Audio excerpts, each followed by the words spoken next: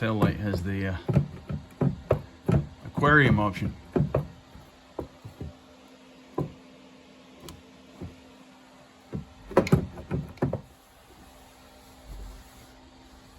Yeah, better. Just a couple of marker lights for the exterior lights. Okay, so with respect to the control arm, you won't find them on the left hand side. Here, follow me around to the right hand side. You're going to be changing that, I guess, on the right hand side here. There's a new control arm in place. See it? I think there's jig holes. See those jig holes there? Absolutely flood this area here with penetrant. Why? This bolt here goes in an anchor nut that is welded inside the subframe. If you break that anchor nut inside the subframe, you now have a floating nut and you won't be able to extract that bolt without some extreme measures. Don't put yourself in that situation. This one here is also spot welded to the subframe, but it's no big deal if that breaks because there's easy access. Take advantage of those holes. Believe me. Okay, so I think when I've done the long form video, guys, for the clutch replacement, I showed you me putting back the left hand control arm because I had replaced it, and I stated that the torque spec on these two bolts here was 69 foot-pounds, which is detailed here. However, there is a difference in the head of the bolt. In fact, I have one of the old ones here. Let me show you. That's not a great one. It's pretty dirty. This one's maybe easier. Yeah, you see the markings on the bolt?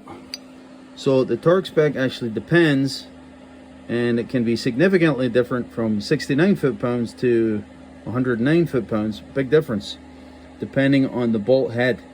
So I should have clarified that in the previous video, but that's why I'm mentioning it now. And yeah, you're not supposed to reuse these. So speaking of don't reuse the bolts, check this bolt out here. So this is the bolt that sits here vertically. So the nut goes on and there's about this much exposure of the thread. But look at the state that the bolt is in. And this puzzled the hell out of me. I thought, how come? How does that happen? And well, honestly, I thought, well, is that corrosion? And it made no sense to me that the corrosion would be symmetrical like that, right? So I showed it to my son and he says, somebody's taking that to the grinder. And I think he's absolutely right. Again, getting this bolt in with a control arm and shimmying things around trying to line it up, I suspect somebody's actually took that to the grinder in the interest of making this a bit easier. In fact, either that or they damaged some threads and they've ground the damage out to reuse the bolt. The manual says don't reuse the bolts, guys. You're grown men or women, use your discretion. But I don't think this is a good idea. I'm not going to take it to the extreme and do the math on the reduction thread area there, but it's pretty significant.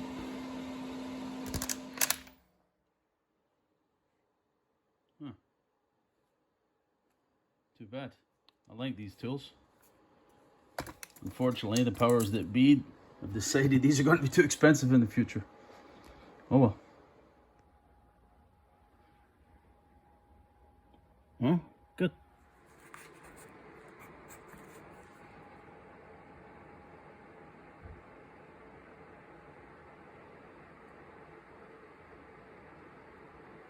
Yeah.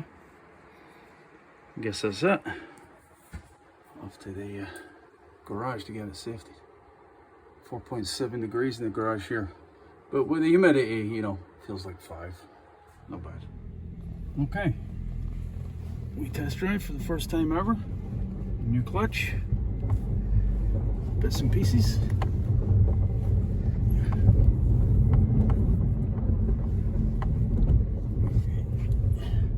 As you can see by the snowbanks, it's pretty nippy.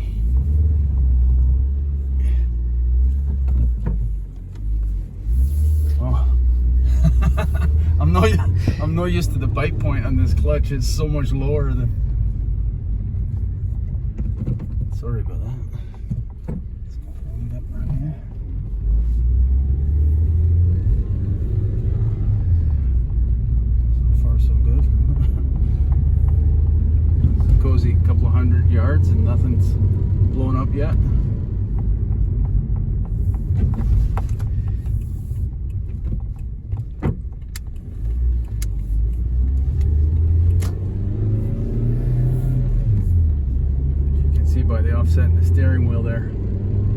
adjust the tie rods, obviously. Other than that, the track's pretty straight, but steering wheel's no centered.